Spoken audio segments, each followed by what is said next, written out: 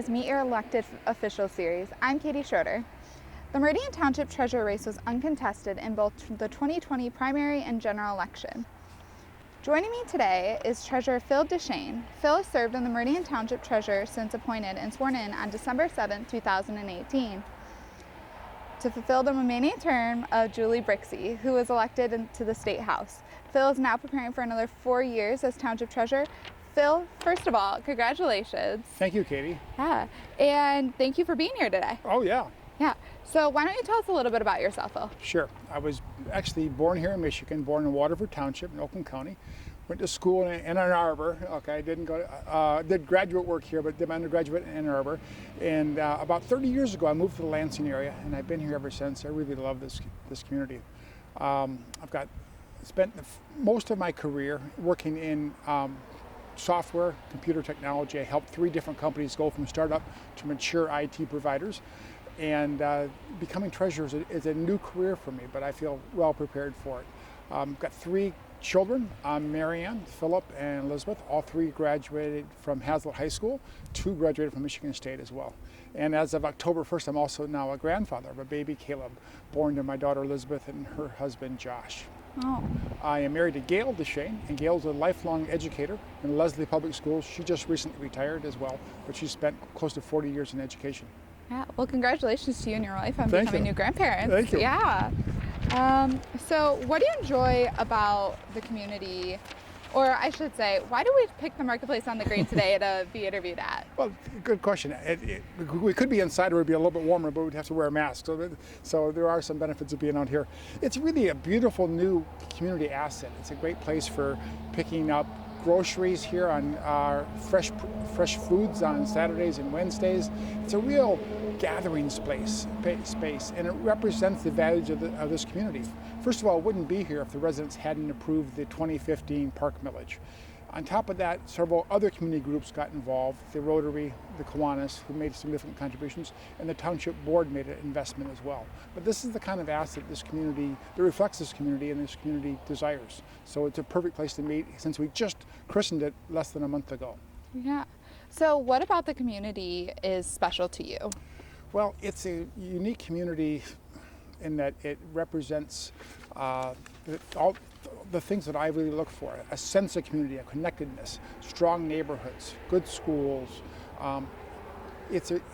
The whole Lansing area has a sense of identity that works very well for us. When I came here in '82, I'd come from Oakland County, where everything from New Baltimore to Ann Arbor is kind of called Detroit, but no one lives in Detroit. Well, now a lot of people still do live in Lansing or close-in suburbs like East Lansing and Meridian Township, and we have a strong sense of loyalty here to the Lansing area. So there is a really good sense of community. People are very generous in this community. They donate lots of their time. They support millages for parks and for police and fire and roads. So it's a very generous, public-minded community. And so for 28 years, I've called it home and have no plans to ever leave it.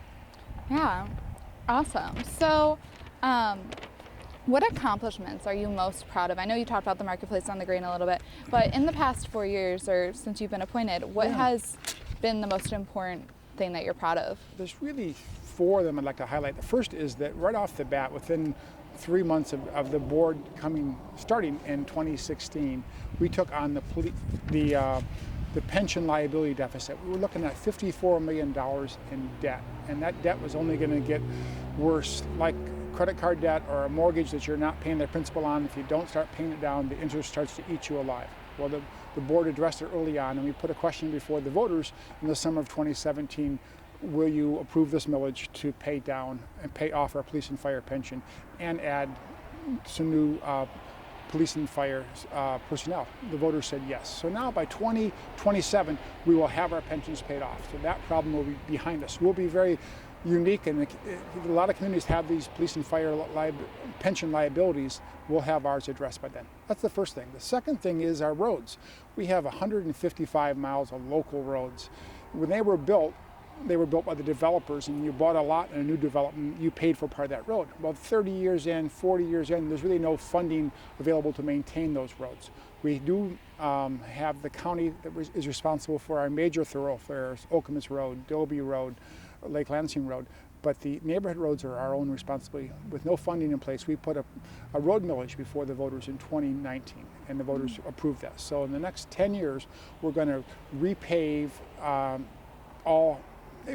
or improve all 155 miles. We got a good start. This in 2020, despite the pandemic, we reconstructed 10 miles and resurfaced and repaired another 15 miles. So 9 more years left, and we're going to take all that, every penny of that every penny of that road millage and improve our roads. So our current road rating is 4.4. By the next 9 years, they'll be up to a rating of 8 on a scale of 1 to 10, and we'll be able to maintain them there very well.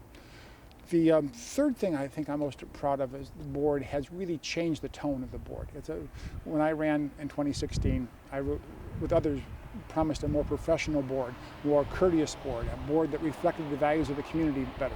So instead of looking for win-lose situations, the developer wins, the neighborhood loses, or the opposite. The neighborhood says no to development, but the developer walks away feeling like they've gotten a bad deal. We found lots of times where we could stop, pull back, turn to mediation, and mediate issues so that both sides felt like they were going to win, or at least they had a path forward, rather than us making a decision on Tuesday night, favoring one side or the other, and then the other party in court the next day suing us because they disagree with their decision. So we've avoided that. We found mediation to work. And overall, this has been a board that has reflected those values.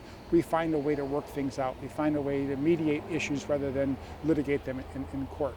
And overall, that tone has improved. We've heard it from many of our residents, and we had less opposition in the primary and the general election, which maybe reflects on that fact that the voters like the new tone that the board has set for us. Did you have a fourth thing? Because I know you said 4, so I just wanted to make sure. Those 3 cover it pretty well. Okay, perfect. Yeah, I think working as a team, as a board, is super important. So I'm glad you all found common ground. We did. Well, actually, the 4th thing just came to me. That is, when this board came on board in 2016, there's a lot of animosity towards CATA and Ready Ride, and people wanted to get rid of it. And we have found a way to work closely with CATA and improve Ready Ride here in Meridian Township. So we've got expanded hours, we've got higher ridership and better service than before. So we've taken what was a good public transit system, made it better for Meridian, and more residents than ever are using it. So rather than have a us versus them relationship with CATA, we've worked with CATA, and they've contributed more to make Ready Ride a success as well. So it's been a win-win with Ready Ride as well. Yeah, okay. So what was the biggest challenge you faced or are facing, and how are you coming over it, or did you overcome it? I think the biggest challenge for any board member is just the vast array of issues that come before the board. It can be something, zoning, for example. We have 9 different residential zoning codes, 5 different commercial zoning codes. Figuring those out, figuring out the best land use right off the bat is a challenge. We've got great staff, and the staff work with the board very closely, particularly working with new board members to bring them up to speed. But there's no question that you've got to be a quick study to figure out what the issue is and what the best public policy choice for the board to make is. So taking on 5-6 issues a meeting, 2 meetings a month, that's a lot to study. Some of our board packets have been 500 pages and more. So you've got to take some time to review all that. But with time, the zoning becomes more familiar, you get more comfortable with it. But initially, there's a lot to take on as a board member to make the best decision. As treasurer, I'm really proud of being treasurer. I like the job, but it's a big job. The treasurer collects $120 million a year and distributes all that money as well to the township only keeps around 20% of that. The rest go to schools, mass transit, libraries. The airport gets some, and a lot goes to Ingham County for its services. So you've got to collect that money. And then another $25 million of that has to be invested properly. You have to have very safe, secure, and liquid investments. You're not looking for a great return on that money. You're looking to make sure the public's money is kept safe. And then managing the staff. We have dozens of people that come to the counter, or come to our kiosks now, or call on the phone every day. And during tax season, that's hundreds of people that come in every day. So we've got to be the best customer service people we can be. So I manage a staff of 3 to 5 people, depending on the time of the year, that is working with the public. And so making sure that as a team, we're providing the best possible public service at the counter is really important to me. Yeah. All right. And what made you want to serve another 4 years as the township treasurer? You say you love it. Yeah. But what made you really want to do it again? Well, for one thing, I only had 2 years because I fulfilled the rest of the term that Julie Brixie stepped down from to become state representative. So I was just really I feel like I'm getting my stride here. And so the next 4 years we'll be able to go a little further because it literally takes a couple years to figure the job out or to do it really well. And it's a great job. We get to serve the public, meet with the public, provide good answers for people. And because of our tax monies go to really important things, police, fire, parks, mass transit, our libraries, being a part of that, collecting that money and distributing it properly, it's a good feeling to know you're helping to deliver these services, providing the revenue from the residents to the agencies, to the providers. It's a very good feeling. And I really enjoy the public part of it, being there at the counter, inside or outside, talking to people, answering questions. You know, when you have 3 kids in the schools, you get to know a lot of other parents and teachers. And so it's fun seeing there, even though my children have been out of school for 15 years or more, I still see a lot of parents I knew when my kids were in school, and their teachers and administrators. And so that's really great to have that connection over the generations, over the decades. Yeah, I'm sure you see the kids like grow up from like one there and like now you see them as adults. So fast they do, yeah, it really does. And we've got lots of young families here in Meridian as well, and it's a good thing. Yeah, of course. So looking forward to the next 4 years, what do you believe the top 3 priorities of the board should be? Yeah, that's a really good question because as a board member, we have multiple priorities that are coming at us all the time. And particularly in this time of COVID, when we've got lots of public safety issues that have to be addressed, there are many different choices. I think the number one goal of this board has to continue to be redeveloping our commercial areas. The Four Corners in Hazlet, downtown Okemos, and right behind us here, the Meridian Mall. And that's going to be even more of a challenge here in this pandemic because people obviously are not out shopping now. It's going to be months, well into 2021, before people can return to stores as they need to. And these stores are really hurting. Yet people crave having commercial space, and that's why this marketplace in the green is a great public commercial space. But we need more than that. So redeveloping those areas over the next 4 years as we move through the pandemic will be a real challenge for this board.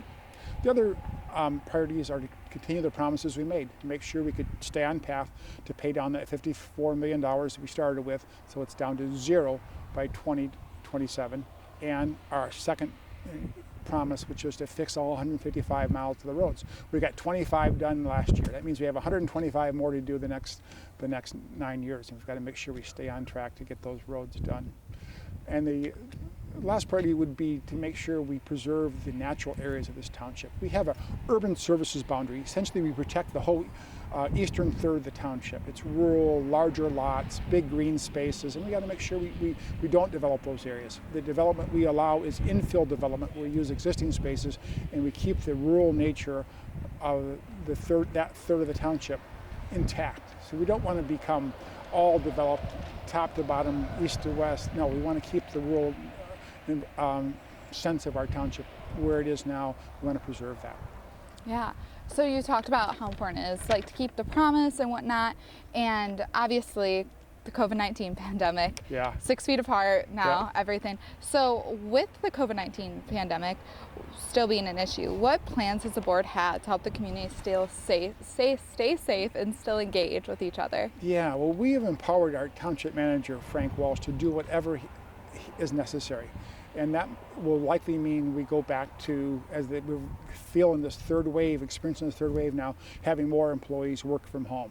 We've even empowered him, if necessary, to shut town hall down again if we have to, if that's what it takes to protect our 43,000 residents and 165 employees. So we've empowered him to take the right steps. He's working very closely with Linda Vale, Ingham County, and Mike Hamill, our fire chief, who's in charge of our COVID-19 task force. So we're trusting to them, the professionals, to make recommendations to the board to protect the public and to protect our employees, particularly our police and fire. 2/3 of all of our employees are frontline police and fire, first responders who've We've been very fortunate so far. We've had no infections with COVID-19, and we've got to keep that streak going, and we've got to protect them because they're out every day saving lives, protecting people, and keeping them safe is very important. We provided them with some hazard pay a few months back, and I think it might be time to revisit that as well because they're risking their lives every time they go out on a call, and we need to do what we can to thank them for that. Yeah, cases rising again, things are getting more risky. Yes, for sure. So how do you connect with township residents? I know you talked about like you and your wife have been in the community and whatnot. Yeah. How do you engage with the community? Well, I think that the first way is just being at the counter, not staying back in my office, helping people, taking their tax payment or their utility payment, greeting them as they come in, and being the public face of the board, being a public face that I know many from the schools and years in the community. Second way I meet them is on our Love of Park Day or our recent tree planting day down at Chippewa Middle School, just being out in the community volunteering.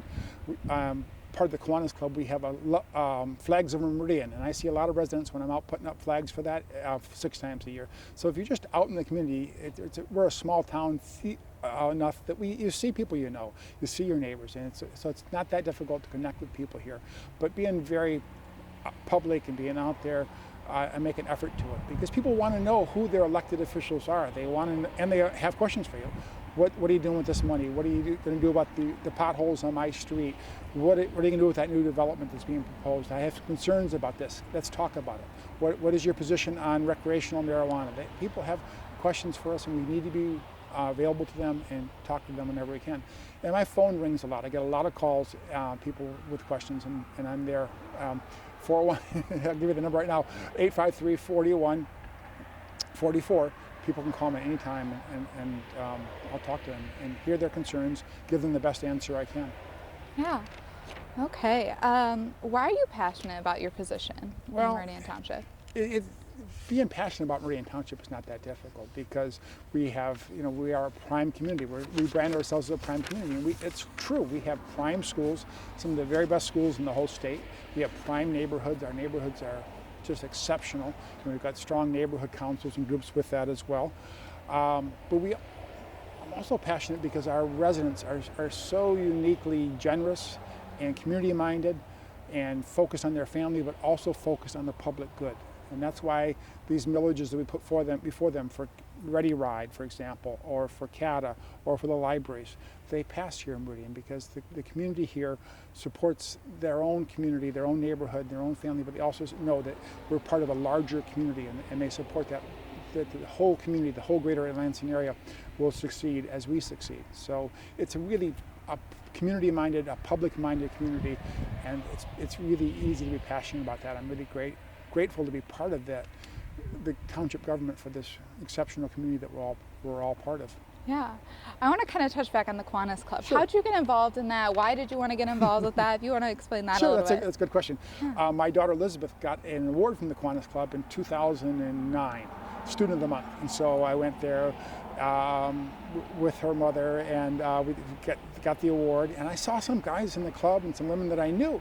So they invited me to come back, and I came back. And up to that point, I'd been working for a lot of software companies based in Phoenix or in San Francisco or Dallas. So I was on the road a lot. So I'd changed to a local company by then, but I didn't feel that connected to the community. And the Qantas got me reconnected to the community in a way with all my kids now at that point out of the schools. It was a great way to get connected with the community. And it's a group of 25 or so people, and they meet once a week. And our main focus of the club is to improve the lives of families one child at a time. So almost all of our work that we do is for youth in the community. Right behind us here is going to be the Youth Sports Pavilion. The Qantas donated $75,000 to the pavilion, to the Marketplace on the Green for that pavilion, so they can have indoor or covered ice hockey or roller hockey in the summer and other youth sports events. Yeah. Okay. And then, is there anything else, I guess, you would like to share with the community or tell the community? Well, I think the board's got some challenges ahead of us. And the first is that we need to do whatever we're going to do in the next 4 years. We can't expect to go back to the voters and get 2 more millages approved as happened in the past 4 years. We've got to do all we can with the money we have. People are really struggling right now with this COVID pandemic. Many people have lost their jobs or had their hours reduced. Michigan State's likely to change, likely to be a somewhat smaller school because of the COVID pandemic. So we are very much linked to Michigan State here in Meridian Township. Meridian Township has the most MSU employees of any other community, including East Lansing. So as MSU goes, so does Meridian. So we've got to expect some changes with that, and we've got to expect to tighten our belt and do the best we can with the revenue that we have. I think we also need to continue to be proactive about redevelopment of our commercial areas. We need to be proactive about issues such as diversity and making sure that our workforce is a diverse workforce that has inclusion and equity as well. So we need to make sure we're aware of these issues and not wait until we have a problem, but to be proactive about that as well. And I think that the last thing we need to do is more of the changing the tone to continue to represent its values. I mean, this community is full of professional, well-educated, very generous individuals and families, and the board needs to reflect those values of being smart, being kind, being open-minded about new ideas and new ways of doing things. We have a really broad range of nationalities and ethnic backgrounds in this township, and we need to be diverse and broad in our thinking about it as well. So the board needs to reflect the community. That's our biggest challenge. Yeah, absolutely. Well, thank you so much for being here, Phil, today. You're welcome. And thanks for coming outside to do this so we can do it without masks on. Yes, and enjoy the new marketplace on the green. Yes. Well, thank you for tuning into HOMTV's Meet Your Elected Officials series. I'm Katie Schroeder. Thanks for watching.